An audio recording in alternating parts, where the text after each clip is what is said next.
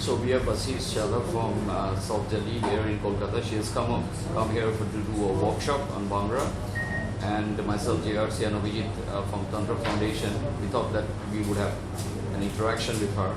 Tantra Foundation, as you know, is a center for traditional learning and creative arts as well as self-evolution. And Dr. Madhu Khanna is a tantric scholar, PhD from Oxford University. She is the founding trustee of Tantra Foundation. We are looking at different creative, pursuits and how women are performing in different creative arts, breaking gender stereotypes, going beyond boundaries. So, Asees, just if we talk about your journey, you started dancing at the age of 4 or 5. Yeah. Yeah. And then you went into classical Bharatnatyam. Yes, I started off with Bharatnatyam. Give a little background of how you started your dancing. I was just a very hyperactive child, and my parents were like, let's put her in as many activities as possible. Yes. And Bharatnatyam was something that they took a liking to more than I. But eventually, when I went on stage for the first time when I was 7 years old, I did a solo performance and I saw, wow, like the audience really responded, and I felt like I could do this. Like, yeah. I think I like it, and I think this is something I can go ahead with. Yep. And I did that for the next 16 years, during which I realized that my generation in general would need more than classical to captivate them, because my audiences were mostly adults. My generation, 40 plus. My generation was barely there. And therefore, I started getting into a lot of different dance forms, because I started doing fusions. So, belly dancing, contemporary, hip-hop, salsa, any and every dance form that I could possibly get my hands on, I picked up, yeah. That was in your college years? This was through school and college. Okay. Through school and college, and yes. Bharatnatyam, you did it Kalyani Kala Mandir. Kala Mandir. Yes. And she is renowned Bharatnatyam dancer, but there has been a shift in her understanding to engage more with the audience and just expanding the horizon and the scope. Yes, yes.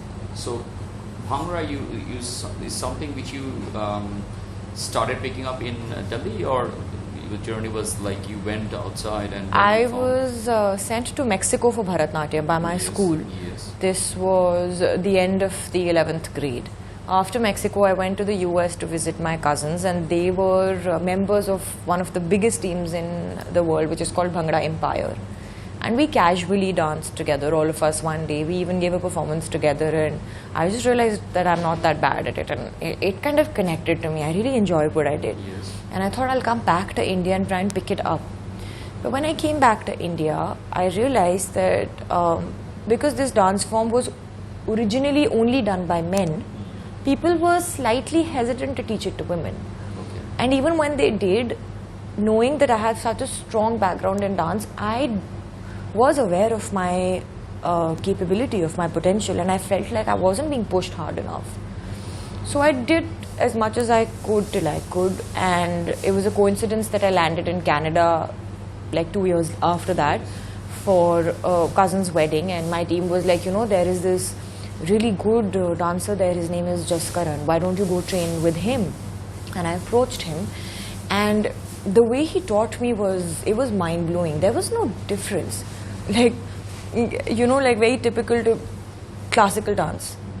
Punjab's classical dance is also Bhangra, so very typical to classical dance. It's very strict, there's a lot of discipline, right. So it's physically exhausting, but never did I feel a difference from his side.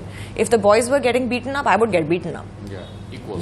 It was always equal, and I loved that. And that made me go to him next year, and then the third year, and I completed my training there, and I simultaneously made my team in India. And that was it. I just found myself completely captivated by Bhangra by the time I realized it. Yeah. And if I just add up, because from Tantra Foundation we are looking at the roots of civilizations, and Bhangra, as we know, is a very popular dance, which is in India as well as in Europe and United States, Canada, everywhere, and big parties and weddings and all that. But it has its deep roots in ceremonial dancing in agrarian societies, and Punjab is an agrarian society. So Baisakhi is the time and the harvest, and that's how the dance is done, as it is done in Egyptian, Bangladeshian, Mesopotamian, Chinese. You do the dance for the rain. So it's connecting directly with Mother Earth, with the woman. So I think for her to, because it was traditionally done by boys, as you said, and now there is slowly a shift that women are also should be, because woman has a definitive spiritual role in transformation process, which is now going on in the world. Post-pandemic, we understand love and compassion much more better than we did before. Yeah. So it's connected with the ecosystem, with the communities, connecting with people, and green consciousness as well. So it, takes us back to where the origins are. So now, you tell me about this dance, organization which you have. This name is Nachansha. Yeah. So, what does it mean basically? Nachansha, Nach is dance. Shah is Shahi, so it's related to kings. So it means dance of the kings. Yeah. Okay. And I started it about 9 years back. Yes. And originally I was offering as many dance forms as I knew. My team was only 2 people. Okay. It was me and Sachlin. He's like my right hand now. And in South Delhi. In South Delhi, yes. So we had 1 studio, and slowly, while working in school simultaneously and saving up, I expanded to 2 studios. Yes. And now I even have classes in Kolkata. Oh. And that's what brings me here. I travel globally for workshops, and it all happens under the banner of Nachansha. And now we're a team of 5 people who take classes everywhere. They're certified instructors under us. So you do digital also? Yes, we have online classes, which was something that we had to introduce during COVID. Yes. Yeah. And she's been seen very popular. She's been dancing Bhangra in Amsterdam by the campus. Yes. Right?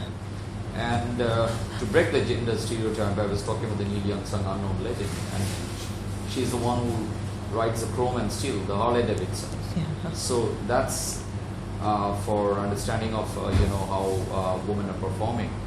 And so what are the visions you have at this point of time? You've been working with the Bollywood, I would say, with some Bollywood, Punjabi industry, Punjabi movie industry. Yes. Choreography? Yes. And I'm slowly making a shift to acting now. Oh wow, that's great. Yeah. So choreography, if you just explain, from dance to choreography, now you are sitting in the position of a producer and trying to direct things? Not really. Choreography is still teaching dance. It's still teaching dance. Okay. And when it comes to breaking gender stereotypes, so even me riding a bike, my father's a biker. Yeah. My father, he's otherwise a senior advocate in the Supreme Court. Yeah. But when I used to see him ride and when I've sat behind him, there was just this sense of freedom that I got. I got my first bike and then I got the second, and I couldn't figure out why it's so addictive till I realized this one time when I had like this minor incident. I got slightly nudged by like a tempo on my shoulder. I injured my shoulder on the highway near Panipat. And I realized that that person didn't know that I was a woman. My father's instinctive reaction was, "Tu ladki ko chhed raha hai." But that person did not know that I was a woman. And that's when I realized that that's why there's this sense of freedom, because under that big jacket and that big helmet, nobody knows that I'm a woman. Yeah. I'm just a person. And I realized the men in this country are living in a different India. They don't have to worry when they're out at night. They don't have to look back if someone's following them. They don't have to send their live locations to family saying, "I've reached, I've left, I'm here." Women have to. And I don't think that breaking a gender stereotype was ever the reason I started riding. It was that sense of freedom. Yeah. But then that sense of freedom somewhere I realized was coming because people didn't care if I was a woman. Yeah. Nobody's honking, nobody's stopping their car. If they are, it's because they want to take a look at my bike. It's not to take a look at me. So that freedom, that was very liberating. You're on your own. On my own, and it's so liberating. Yeah. It is absolutely amazing. I remember this one time I banged head on into this car at a very slow speed in the mountains. So neither of us got hurt, but my bike fell and I fell. Yeah. And that man came hurling abuses till I knew it was my fault. And I just said, I'm sorry. And he realized I'm a woman from behind the helmet, and he suddenly just softened down. So yes, there is breaking of gender stereotypes, but I'm going to be very honest that we women have a lot of advantage also. If I was a man behind that helmet, he would have beaten me up. Yeah. But he realized that I'm a woman and he completely softened down and he helped me pick my bike up and he helped me up. Yeah. So there is that too. Yes. So I think if you look at it in a very fair and square way, men and women, if they come together and cooperate with each other, we have a sustainable, it's so beautiful. It would be so nice. Society and community. It would Each this fight, having their if this own fight space just gets and mutual over. respect Oh, that would towards be, each other, that's the dream. and having their own private space and freedom as well. Absolutely, And absolutely. coming together for a greater cause, which is the Absolutely. celebration of life, which is Absolutely. life on earth, the future. So instead of looking it at a very authoritarian perspective or a feminist perspective, what I'm trying to do is create a breach between these two types, so that there is something which you call a holistic health is maintained, and mutual respect towards each other. Right. Yeah, that's, I think respect is gratitude and respect and Absolutely. acknowledgement Absolutely. is one of the cardinal things which we would like to celebrate. So now, what are the visions you have, and what are the activities I would probably want you to connect with ma'am when you go back in Delhi Yeah. with Tantra Foundation? Yeah. Because we definitely would like to do some kind of a retreat where we bring in meditation and Tantra as well as dance forms, because then that would engage with people a lot. Because one of the interesting things which I found about dancing, and it's from a Yeats poem among school children, is that when you are dancing, how can I distinguish the dancer from the dance? You can't do that. You become one. Yeah. Right?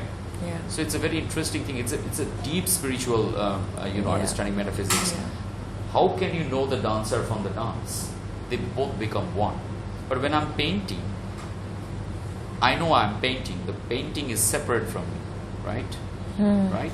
Yeah. But when you're doing dancing, or when I'm playing guitar, it's separate, right? Right. Though there is a connection between these two, but if you look at the dance form, you see Lord Shiva's the dance form. The Nataraj is the dance form. And everything is, this universe is all about dancing, spinning. Everything is spinning, right? So dance, I think, is a very cardinal form. And you cannot distinguish between the dancer and the dance. So they become one. Yeah. That's That makes unity. sense. Yeah. Yeah. So tell me about your future visions before we leave this. Um, What are your thoughts, and what do you want? Where do you want to see yourself in, coming years, and take this forward? I want to see myself as a successful actor in the Punjabi industry. Very good. That is where I feel like going now. I feel like I'm driven more towards that. Yes. Having established myself as a dancer and then a choreographer, I feel pulled towards that direction. My studios are running successfully in Delhi and in Kolkata, Yes. in Chandigarh as well. Yes. And I'm recently married, and my husband is in Jammu, so I'm going to be doing classes in Jammu as well. So the Excellent. expansion continues, Yes. whereas my main focus and direction, I feel, is towards acting. Acting. Yes. Right. That's very good. In the Punjabi industry. Yeah. Yes. Excellent. Yeah. Thank you so much.